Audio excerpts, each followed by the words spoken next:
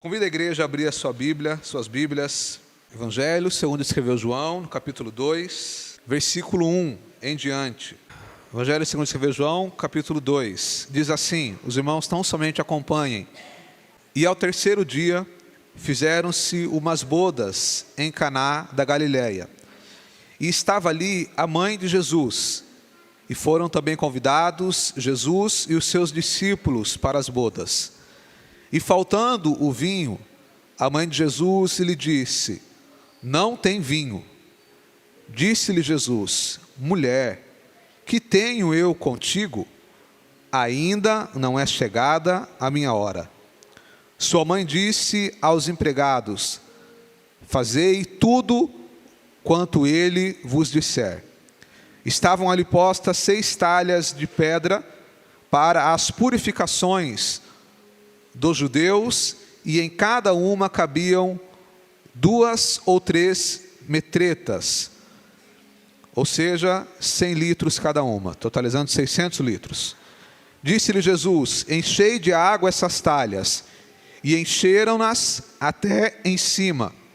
E disse-lhes: tirai agora e levai ao mestre-sala. E levaram.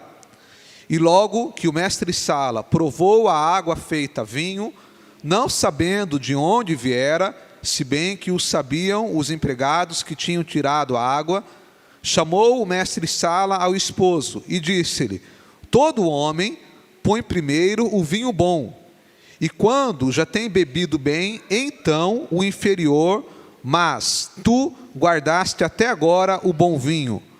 Jesus principiou assim os seus sinais em Caná da Galileia, e manifestou a sua glória, e seus discípulos creram nele. Somente até aí, amados. Glória a Deus. Nós estamos estudando e meditando no livro de João, Evangelho segundo escreveu João. Hoje é a terceira mensagem dessa série de mensagens, e nas 2 primeiras nós falamos da introdução que nós encontramos aqui em João, aonde ele tem como objetivo principal apresentar Jesus como Deus, mostrar para os leitores logo aqui no início que Jesus não era apenas um homem comum, mas era o próprio Deus encarnado em nosso meio. E aí no capítulo 1, João também fala um pouco sobre João Batista, que não é o mesmo João. O João que escreveu o livro é o apóstolo João, e o João Batista é o profeta. Então ele apresenta João Batista, que foi aquele que preparou o caminho para o Senhor, como havia já sido prometido lá no Antigo Testamento. Nós encontramos também aqui no capítulo 1, Jesus chamando os seus primeiros discípulos para que eles o seguissem, sendo que uma boa parte desses discípulos que começaram a seguir a Jesus e que se tornariam os apóstolos, iriam dar continuidade à obra do Senhor, uma boa parte deles já eram discípulos de João Batista, mas agora eles deixam de seguir João Batista e começam a seguir a Jesus.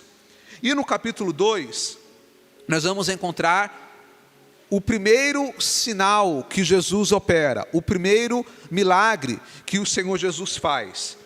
O versículo 11 que nós lemos, eu peço para você deixar sua Bíblia aberta, por gentileza, diz: Jesus principiou assim os seus sinais em Caná da Galileia. Esse daqui, a transformação da água para o vinho, é o primeiro sinal que Jesus fez em seu ministério. É o primeiro milagre que Jesus fez. E como que nós sabemos isso? Nós sabemos porque João está nos dando essa informação, que este é o primeiro sinal. E aqui eu já faço uma observação importante, que algumas pessoas baseadas em livros apócrifos, ou seja, livros que supostamente são livros bíblicos, mas não entraram na Bíblia, vão dizer que Jesus operou muitos milagres quando ele era uma criança, quando ele era um adolescente. Porém, isso não tem base nas Escrituras. O que nós sabemos de Jesus na sua infância, na sua adolescência, é muito pouco. O que nos leva a crer, então, que ele foi uma criança comum, um jovem comum, comum dentro do limite. Mas ele teve uma infância comum, cresceu, foi sujeito aos seus pais, trabalhou, é evidentemente que era o Filho de Deus, mas nós não temos base bíblica para dizer que Jesus operou milagre na sua infância, como algumas pessoas vão dizer, que quando ele era lá marceneiro, ele orava e a madeira crescia. Nós não temos base bíblica, mas isso daí não está na Escritura. O que nós sabemos é que Jesus iniciou aqui, e esse é o primeiro milagre de Jesus que a Bíblia nos relata, e é por isso que ele é tão especial. O segundo ponto que é importante nós frisarmos, é que no Evangelho de João, e eu recomendo que os irmãos leiam, faça esse esforço para você ler, você vai perceber que no Evangelho de João, ele não descreve muitos milagres que Jesus fez, ele descreve apenas 7 milagres, que na verdade João vai chamar esses milagres de sinais, e é por isso que ele fala no versículo 11, Jesus principiou assim os seus sinais. Ele usa essa palavra sinais, porque cada milagre que está descrito no Evangelho de João, ele tem como objetivo apontar para a natureza de Jesus, para a obra de Jesus e para quem é Jesus. Os sinais que João mostra para nós, eles têm um propósito, e não é diferente em nossos dias, amados. Todas as vezes que Deus ele faz um milagre, que Deus ele faz algo sobrenatural, o milagre não é um fim em si mesmo.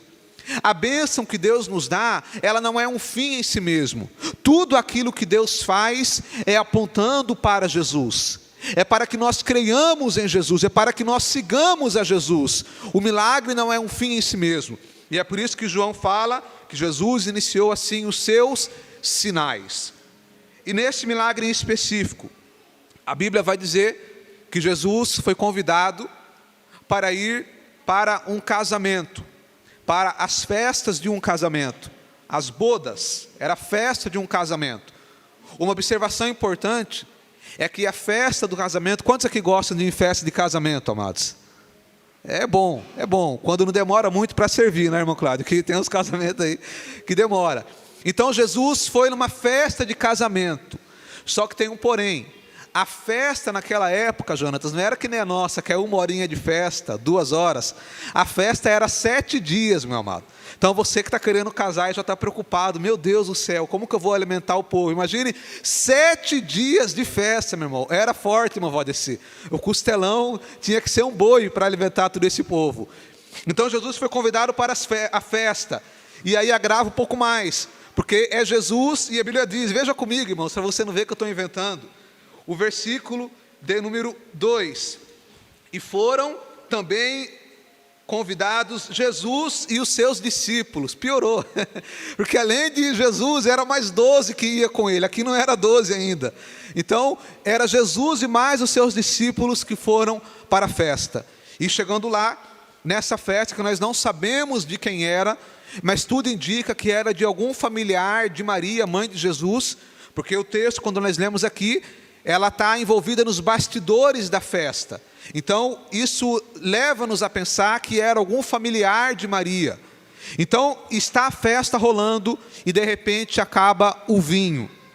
Para nós, hoje em dia, pode parecer algo simples. Estou aqui na festa e acabou a Coca-Cola. Acabou aqui a bebida. Mas naquela época, irmãos, isso era uma grande vergonha para a família. Era um constrangimento enorme acabar a bebida. E deduzindo que talvez fosse uma festa que durava até dias. Imagine você, 7 dias de festa, e acaba o vinho no segundo dia. Os outros dias iam ficar sem a bebida. Então era um grande constrangimento. E é por isso que Maria vem até Jesus e fala para ele, acabou o vinho. Jesus fala, mulher, que tenho eu contigo, ainda não é chegada a minha hora. Daqui a pouco a gente vai chegar nesse versículo. Mas a Bíblia vai dizer que depois, o Senhor Jesus manda que eles peguem ali as talhas, que era como se fosse baldes de pedra, e cada talha cabia cerca de 100 litros de água. Jesus manda que eles encham aquelas talhas de água, e depois, instantaneamente, a água é transformada em vinho, que é levado ao mestre-sala, a pessoa que estava organizando a festa, ele experimenta o vinho e fica surpreso com a qualidade daquele vinho, que era melhor que o vinho que estava sendo oferecido anteriormente. Então agora, o que nós aprendemos aqui com essa passagem, amados? E eu quero aqui me ater ao texto, e não ficar inventando significado onde não tem. Primeira coisa que nós aprendemos aqui, que me chama a atenção, é que Jesus foi convidado para a festa. E ele foi para a festa. A primeira lição que eu aprendo, amados, é que o Senhor Jesus, Ele também quer participar dos momentos felizes da nossa vida. Porque era uma festa. E o primeiro milagre de Jesus foi em uma festa. Um momento de celebração. Um momento de alegria. Então nós temos que lembrar de Jesus também nos momentos felizes. Nos momentos de celebração. Nos momentos de alegria. E por que eu estou dizendo isso? Porque muitas vezes nós só lembramos de Jesus no momento da dor, no momento do sofrimento, no momento da aflição. Muitas pessoas que quando estão na hora da dificuldade, quando estão com dificuldades financeiras, com problemas emocionais, com problemas no casamento, com problemas na justiça, a pessoa vem para a igreja, ela corre atrás de uma campanha, ela vai orar, ela vai buscar, ó Senhor Jesus, me ajuda, porque ela está no momento de dificuldade. Mas aí, quando chega o dia da alegria, quando a porta se abre, quando a pessoa tem um dinheiro na conta, quando a família está todo mundo bem, todo mundo saudável, todo mundo feliz, muitas vezes nós começamos a deixar Jesus de lado. Nós começamos a esquecer de Jesus. E aquela intensidade com que nós servíamos, nós já não servimos mais. A pessoa muitas vezes, quando ela está no momento de dor, ela vem num culto como esse e ela louva com alegria. Ela adora a Deus com alegria. Ela ouve a palavra com interesse, porque ela está sedenta de um milagre. Mas muitas vezes, quando as coisas melhoram, aí chega no culto, já começa a não ter interesse de cantar, já não glorifica mais a Deus. A pessoa está ouvindo a palavra e a mente está divagando. Ou seja, é o esfriamento na fé. Nós estamos começando a deixar Jesus de lado. Então eu quero refletir com os irmãos, em primeiro lugar, que nós possamos lembrar de Jesus, amados, em todos os momentos, tanto no momento de dificuldade, como no momento de alegria. Se você hoje está passando por um momento de dificuldade, guarde isso em seu coração, que quando chegar o momento da alegria, que quando chegar o dia da bênção, que quando chegar o dia que Deus vai realizar o desejo do seu coração, não se esqueça de onde que Deus te tirou. Não se esqueça que naquele momento que ninguém podia te ajudar, foi Jesus que te ajudou, foi Jesus que operou o milagre. Então, que nós possamos guardar isso. E se você hoje está ouvindo essa palavra, preste muita atenção. Se hoje você está com sua vida tudo bem, você está saudável, sua condição financeira está boa, a sua família está bem, esse é um momento importantíssimo para que você demonstre a Deus a sua gratidão, para que você sirva a Deus com alegria. Se alguém está na igreja chorando e cantando porque ela está com uma aflição na alma, você também tem que chorar e tem que cantar em gratidão a Deus. A minha adoração, ela não pode ser intensa somente na hora da dor. A minha adoração e o meu serviço a Deus, ele tem que ser intenso na hora da aflição, mas também na hora da alegria. Quando a porta está aberta, quando as coisas vão bem, eu tenho que servir a Deus com mais alegria ainda, expressando a Ele a minha gratidão.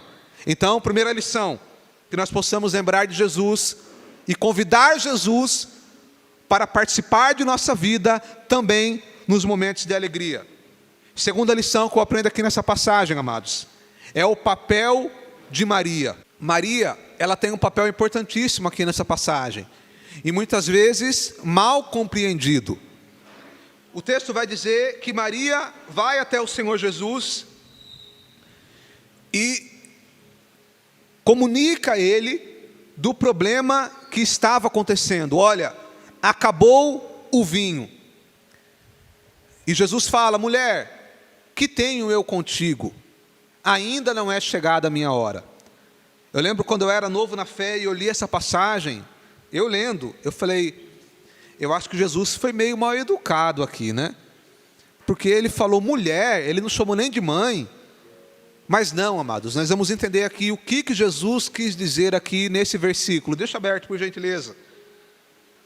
Quando ele diz, mulher, que tenho eu contigo, ainda não é chegado a minha hora. Quando Jesus ele se expressa assim com Maria, sua mãe, ele não estava sendo grosseiro com ela. Muito pelo contrário. Essa expressão, essa palavra mulher, no grego, ela também pode ser traduzido como senhora.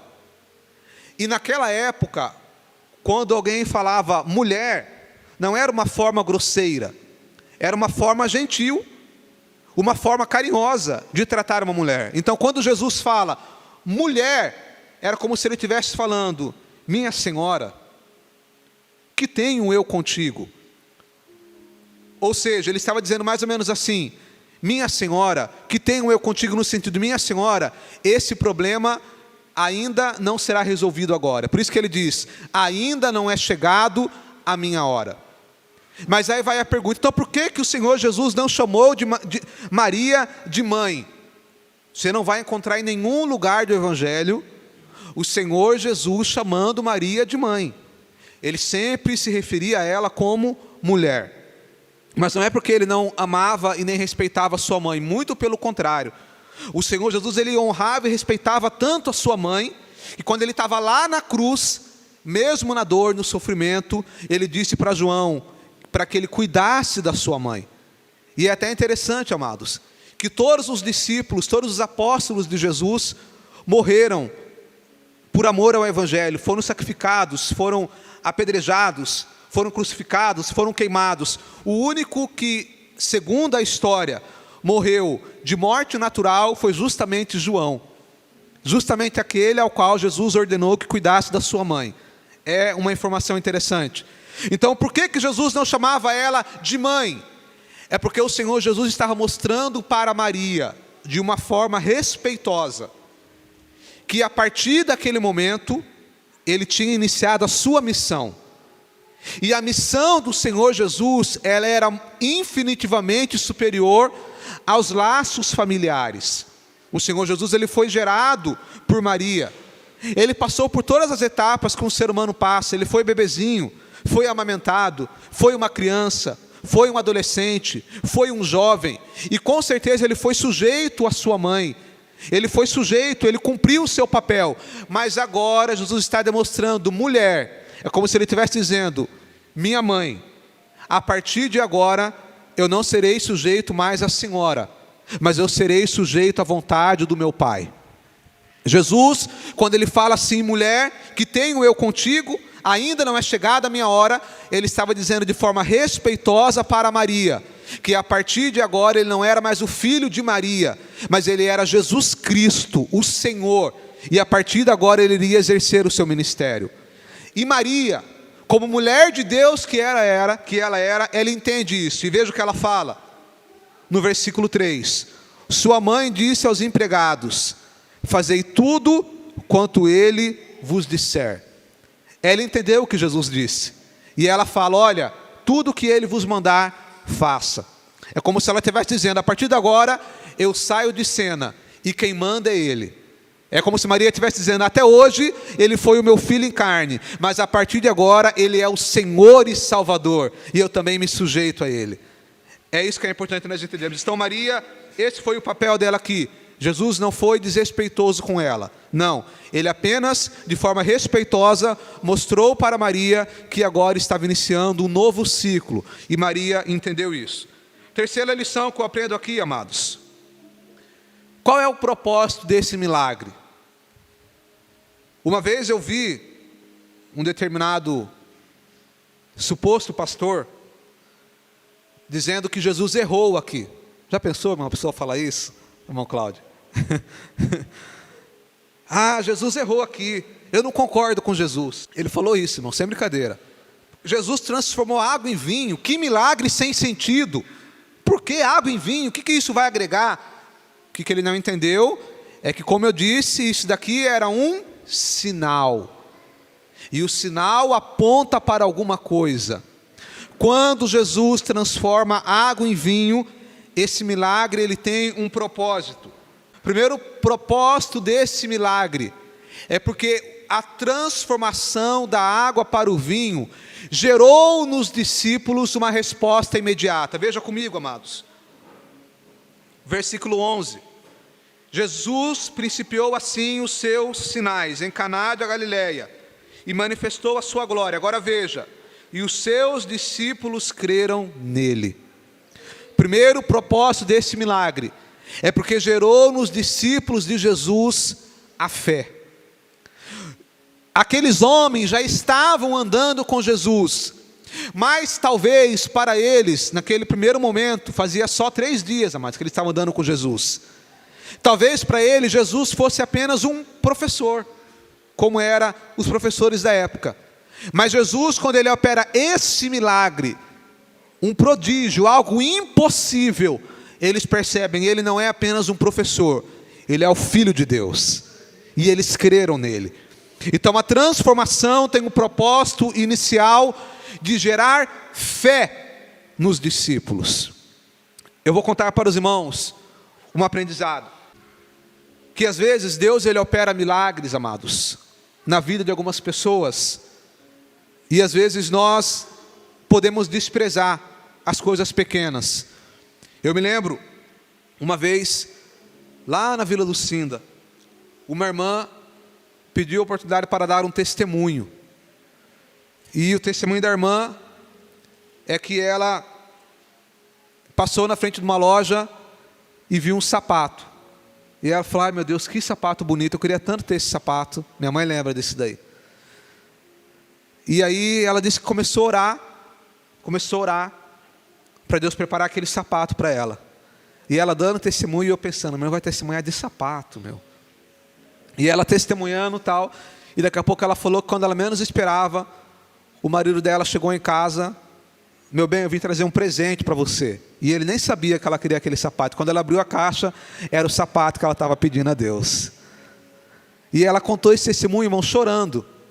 E eu, na época, eu era adolescente, e eu confesso aqui os meus pecados, tá, irmãos? Os irmãos sabem que vira e mexe, eu confesso que eu pisada na bola minha. Eu lembro que eu pensei, eu falei, meu Deus do céu, mas a irmã vai testemunhar um sapato, meu. Isso daí não é milagre. Olha o meu orgulho. É que nem o pastor lá. Não concordo com isso daqui. Testemunhar água em vinho, mesma coisa, irmão. A irmã foi testemunhar um sapato, tem tanta coisa melhor para falar. E aí eu imagino que Deus olhou do céu e falou, ah, é assim? Calma aí então. Irmãos, não durou uma semana. Estávamos numa dificuldade imensa naquela época. Uma prova, era solteiro, a gente morava na Vila Lucinda. E eu lembro, irmãos, que eu acordei um dia com uma vontade de tomar refrigerante, amados. Mas com uma vontade inexplicável, irmãos. Eu nem gostava tanto de refrigerante assim, mas eu acordei e falei, mãe, quero comprar refrigerante. Ela, não tem dinheiro, só vou receber amanhã. E eu o dia inteiro, irmãos, pensando no refrigerante. E aí eu lembro, irmãos, que eu fui numa tarde da bênção, no avivamento da fé. E estava lá o culto rolando lá e tal. E daqui a pouco no final do culto o pastor pregou. E ele falou, irmãos, vamos orar agora. E quando você for orar, peça para Deus alguma coisa que você precisa. E aí, irmãos, meu Deus do céu. Eu sem pensar, eu orei e falei, oh Deus, eu queria tomar refrigerante, Senhor. Olha só, irmãos. Veja, irmãos, isso aqui é verdade verdadeira, amados. E aí eu pedi isso e fui embora de bicicleta, lá para a Vila Lucinda. E aí quando estava lá no culto, teve o culto à noite. Eu gostava de culto, irmão. Fui na tarde da bênção, depois fui no culto à noite. E quando estava no meio do culto, a irmã Adriana falou, Andrés, eu vou fazer um aniversário lá em casa agora, para minha filha, vai lá depois do culto, é surpresa. Tá bom, irmãos, fomos lá no aniversário. Quando eu cheguei lá no apartamentozinho da CDHU, quando eu abri assim a porta do apartamento, 4 refrigerantes em cima da mesa, amado. Eita glória, eu fiquei emocionado, eu falei, oh meu Deus, é a resposta da minha oração. Mas aí naquele momento, irmãos, eu não sei se foi o Espírito de Deus ou se foi a minha cabeça mesmo, eu lembrei, lembra que domingo você desprezou o testemunho da irmã? E agora você ficou feliz porque Deus preparou um refrigerante? Então nunca mais despreze a bênção do outro. Aí eu aprendi essa lição, amado. Então por isso que eu falo, se você vê alguém feliz, irmão, porque ganhou um sapato, porque ganhou um boné, porque conseguiu comprar uma bicicletinha velha, não despreza, meu amado, porque você não sabe o desejo do coração da pessoa. A gente tem que ficar feliz com a bênção do nosso próximo. Então foi assim. Jesus operou aquele milagre, que para muitos pode ser um milagre bobo, transformar água em vinho, mas isso gerou no coração dos discípulos a fé. O segundo propósito desse milagre, amados, é porque ele demonstra que Jesus tem poder de transformar coisas simples em coisas maravilhosas. O que era, irmãos? Água, talha, era um negócio de pedra, um negócio feio. E Jesus pegou aquilo lá que era algo simples e transformou em algo maravilhoso. Jesus tem poder de transformar, amados, aquilo que nós pedimos para Ele. Ele tem poder de fazer o impossível. Mas a lição final que eu aprendo aqui é que nós temos que usar aquilo que nós temos em mãos. Porque Jesus, Ele operou o milagre, mas Ele usou aquilo que eles tinham. Ele fala: pega essas talhas, encha elas de água. E foi aquelas talhas simples e a água, que é um recurso simples, que Jesus usou para fazer algo extraordinário. Então, nós não podemos murmurar por aquilo que nós não temos. Nós não podemos reclamar por aquilo que ainda não chegou em nossas mãos. Mas nós temos que ser gratos por aquilo que nós temos em mãos. E nós temos que usar aquilo que nós temos em mãos para a glória de Deus. Aquela água, aquelas talhas, que era algo comum, era algo simples, Jesus usou para fazer algo extraordinário e para fazer uma transformação. E talvez você também precise de uma transformação em sua vida. Talvez você também está buscando uma mudança da parte de Deus. Você fale: Deus, eu queria que essa história mudasse. Eu queria que a minha vida mudasse. Eu queria que essa situação mudasse. E nós estamos aprendendo aqui que Jesus tem poder de transformar e de mudar qualquer situação. Mas nós temos que ter fé e confiar nele. Porque quando ele fala para aqueles homens, preste muita atenção, amado. Quando ele fala para eles: enchei essas talhas de água, Jesus não explicou para eles o que ele iria fazer. Talvez eles poderiam pensar: opa, mas calma aí, acabou o vinho, não acabou a água. Mas eles obedeceram. E eu imagino que não foi algo simples não, irmão. Para você encher 600 litros de água, imagina eles pegando o baldinho, iam encher talha por talha, 600 litros. Foram várias viagens, amados, sem entender o porquê. Porque Jesus não explicou. Mas eles fizeram em obediência. E por isso que o milagre aconteceu. Então nesta manhã, amado, continue enchendo a talha. Continue fazendo a sua parte. Continue orando, continue insistindo, continue renunciando à sua carne, continue sujeito à vontade de Deus, mesmo que você não esteja entendendo o porquê, mesmo que você não esteja vendo mudança nenhuma, continue fazendo a sua parte, porque Deus fará essas simples ações que você está fazendo, essa simples oração, esses simples gestos, Deus vai transformar em algo extraordinário. Ele vai mudar essa história. Quantos acreditam nisso, amado? Amém? Glória a Deus. Vamos orar. Pai querido, no nome do Senhor Jesus, nós te damos graças, Senhor, por essa palavra. O Senhor Jesus transformou água em vinho. E nós cremos que o Senhor tem poder de transformar qualquer situação difícil, qualquer causa impossível. O Senhor tem poder de mudar. Que o Senhor aumente nossa fé nesta manhã, ó Senhor, para que nós continuamos enchendo as talhas, para que nós continuamos orando, insistindo, fazendo a nossa parte, porque eu creio que na hora certa, o Senhor fará um milagre extraordinário para a glória do Teu santo nome. Senhor, renova nossas forças nessa manhã, aumenta a nossa fé, e que possamos continuar fazendo a Tua vontade, para a glória do Teu nome, em nome de Jesus, amém.